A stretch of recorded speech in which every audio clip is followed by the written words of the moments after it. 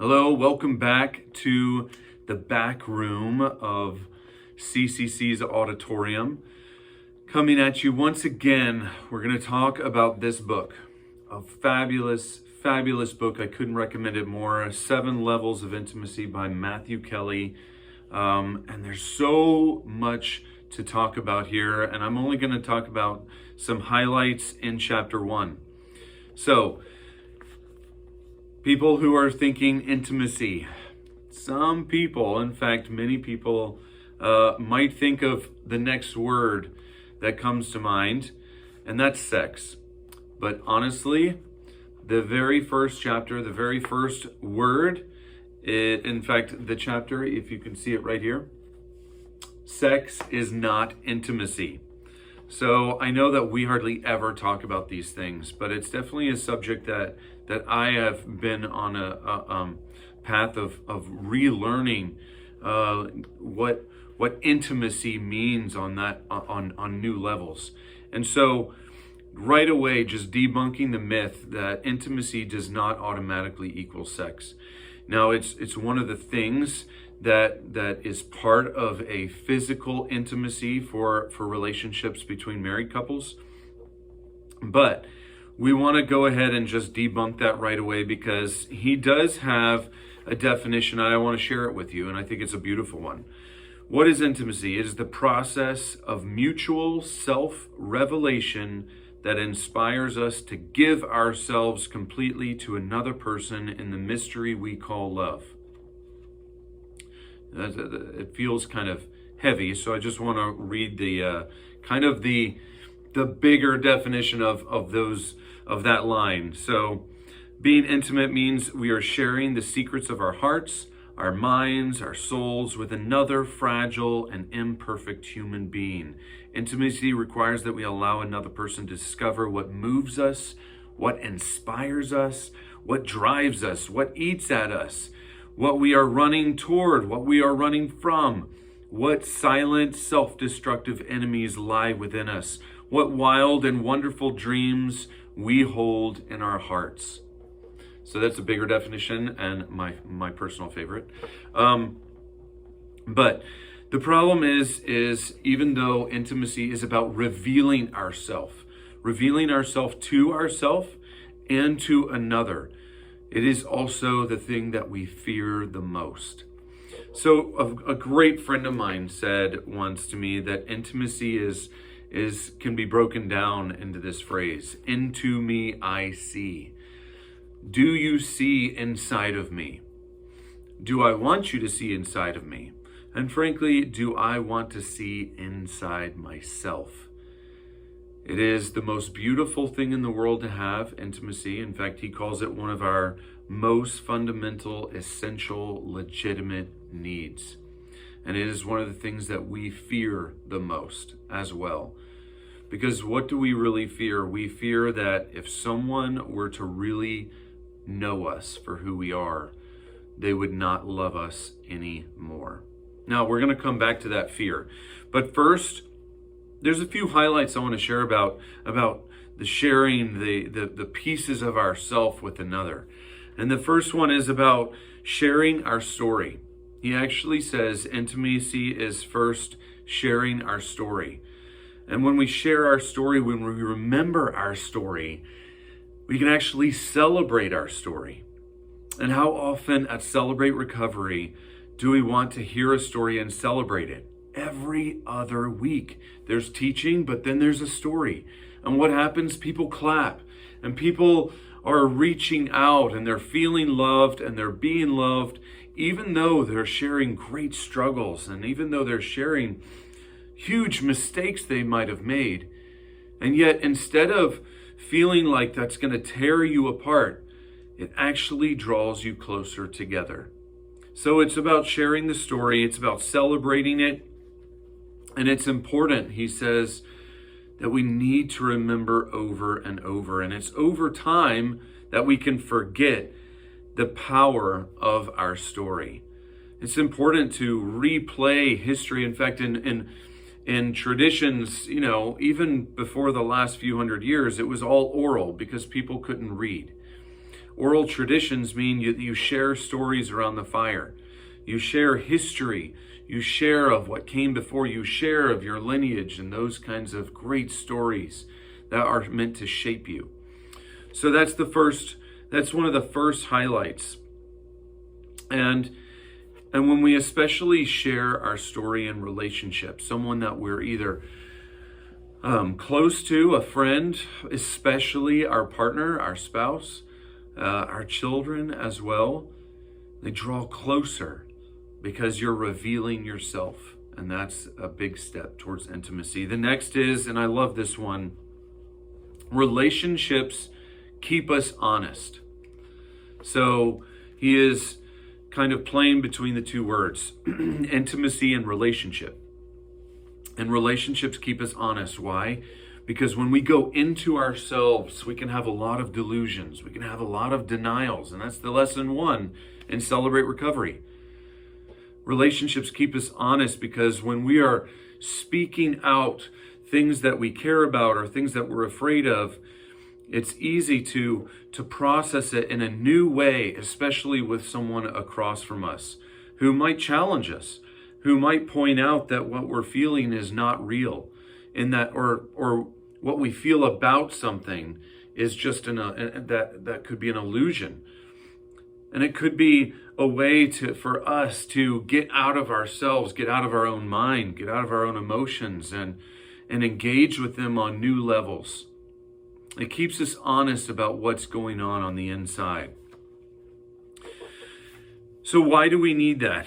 Because he says intimacy is a mirror to the real self.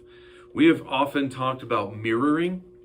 It's been in several other books. Mirroring is that aspect that when someone is across from us, they will mirror your facial expressions. They'll mirror your tone. They'll mirror some of your emotions, especially if you have empathy as a strength. And it's important because it shows us that what is happening is real, or what is happening is an isolated thing going on within us. And even if someone has compassion on what we're going through, it helps pull us out of that isolation, that loneliness. So, why are we afraid?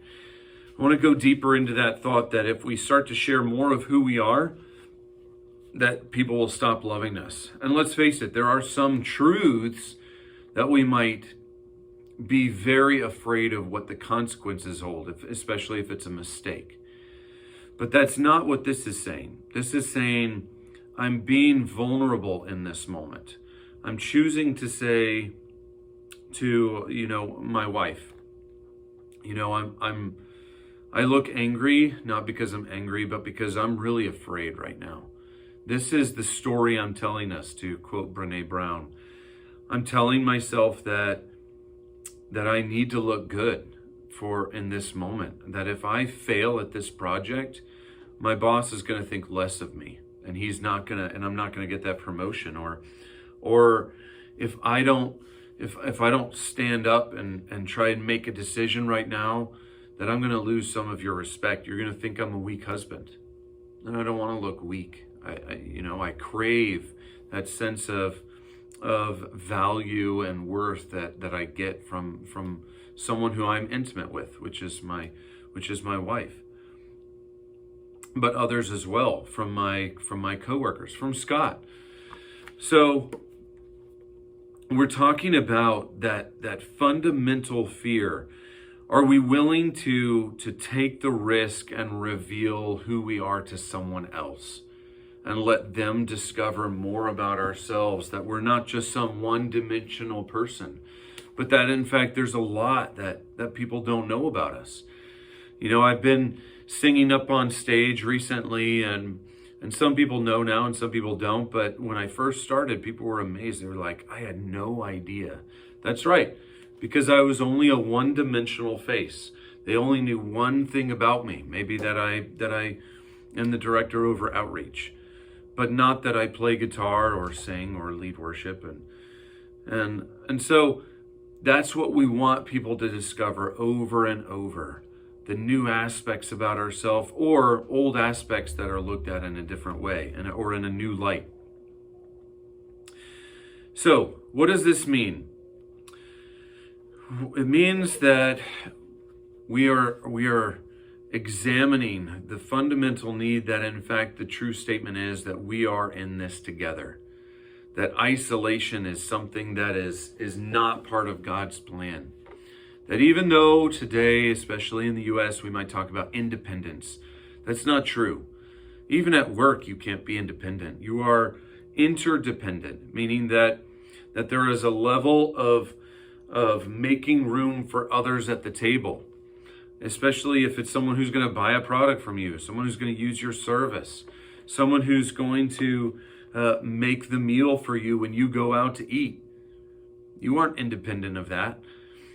You aren't independent of the fact that someone else took the dishes off the table, whether at home or at a restaurant, and cleaned them up. So we need to look and get over this sense that independence is our sense of, no, I can be unto myself. And yet we feel like it's shameful to be interdependent. We feel like it's shameful to not have that. Why? Because that's the great lie. It's the great lie that came about when sin separated us, and we can say, you know what, I don't need God, or I don't need someone else. And in fact, we do. We are, in fact, made for relationship. We are made for intimacy. We're made to be interdependent on one another. And it shows that in our maturity level. It's in our maturity level that says, you know what, I don't have to equate independence with success. I don't have to equate just feeling physically fulfilled through sex to have intimacy. Maturity is knowing that we can cherish the other person and we can cherish ourself as well. Both are needed, both sides. All right, we want to talk about addiction, because this is something I'm familiar with, and it's a few lines in here that I think really stand out.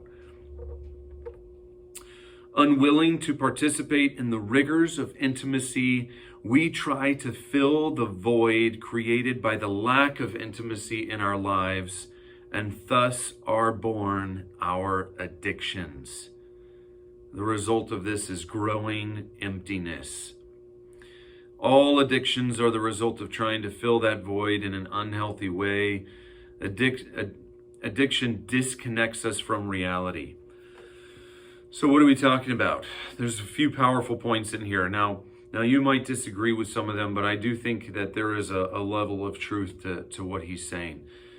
I know for certainty that addiction can be born out of a feeling of disconnection, of a lack of intimacy that you so desire and are hunger for. And again, this isn't just physical intimacy, and we're going to talk about that in just a second too. But there is a great hole within us, a hole that can really be filled by God, but filled by others, especially when it comes to God establishing his church on earth. Those that have stepped forward to commit to an act, a choice of loving others and the joy of being loved by others. Receiving and giving is both hard work. But without those, there is a void, and that void is what we fill with addictions, whether it is drugs or sexual encounters, or alcohol, or lots of other things that frankly leave us more empty afterward. So I want to talk about the four aspects of intimacy, because I do heartily agree. These four aspects are fundamentally what makes us human. And the first one is physical. The first one is that intimacy is first created with a physical act. Now, that doesn't mean it's the biggest act, which is the sharing of two bodies in a sexual intimacy. It's the first act of a handshake, of a hand on a shoulder, of a smile, a physicality to it, a hug, a hand on an arm. But you know what? Even in our relationship with God, there is physicality to it. When we put our hands and we're up in worship, when we put our hands down in worship, when we bow our heads in prayer, when we get on our knees in supplication, when we are wanting to sit and be still and hold ourselves tightly in the presence of God, when we are actively listening to the Holy Spirit so that we can be led by him. So they're very much physical acts because they require our senses, our taste, our touch, our eyes, our ears. The next one is our emotions.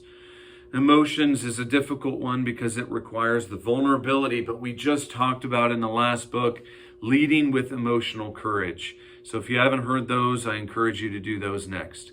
But this one is harder because we are letting people in to these vulnerable places, because sometimes emotions get the better of us and we feel a little bit weak or insecure when it comes to being in control of our emotions. But you know what stands out is the more that we can engage in vulnerability and the more we can engage on that emotional level, the more we actually do have control over it, because we're letting them flow in healthy ways rather than trying to deny them or store them up behind us, when in fact they're just going to get bigger and bigger the more we try and deny them.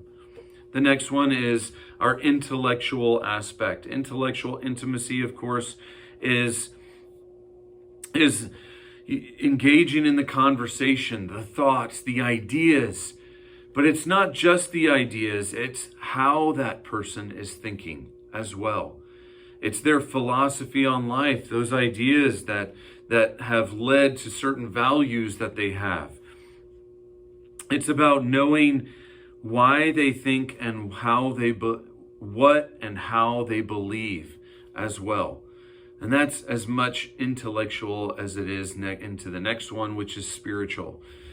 And he says, by far, spiritual intimacy is the most profound and the most connective and the most joyful and the deepest as well.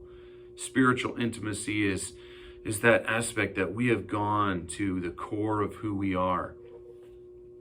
And in his opinion, the core of who we are is to glorify God. And how do we do that? It's by living out the greatest version of ourselves.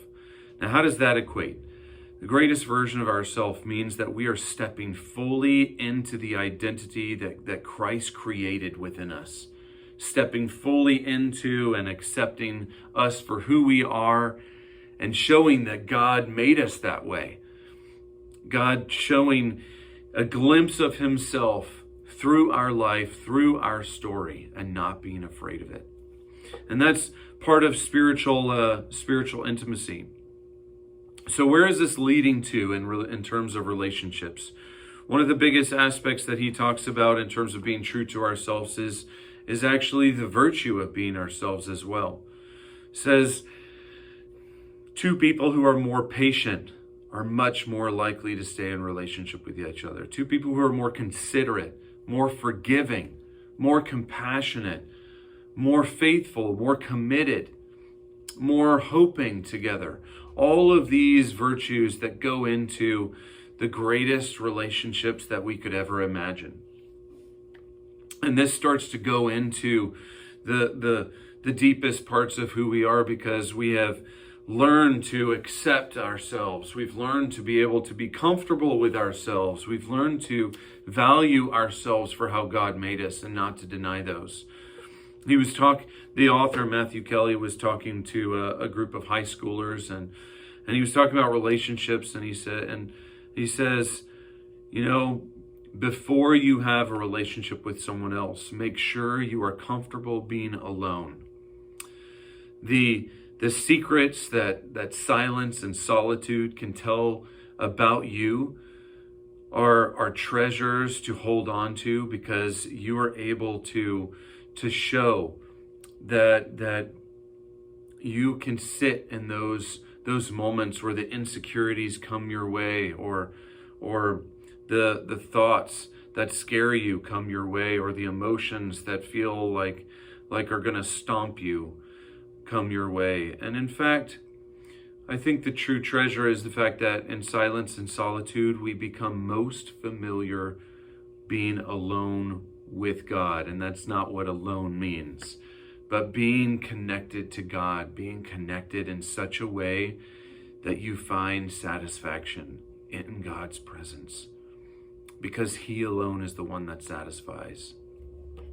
All right, so I'm going to leave you with some of these, because being comfortable with ourselves, being comfortable with others, revealing ourselves to another is all about intimacy. And again, what is intimacy? It's showing up. It is showing others who we are, the things that we run toward, the things that we run from, the dreams that we have, the hopes that we have, the things that we're scared of, the weaknesses that we have, the strengths that we hold.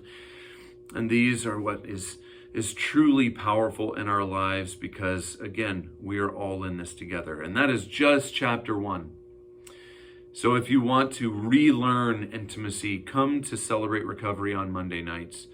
Watch some of these videos, practice love, because above all, love is a choice. And I will see you next time on the video, probably with Scott too. Bye.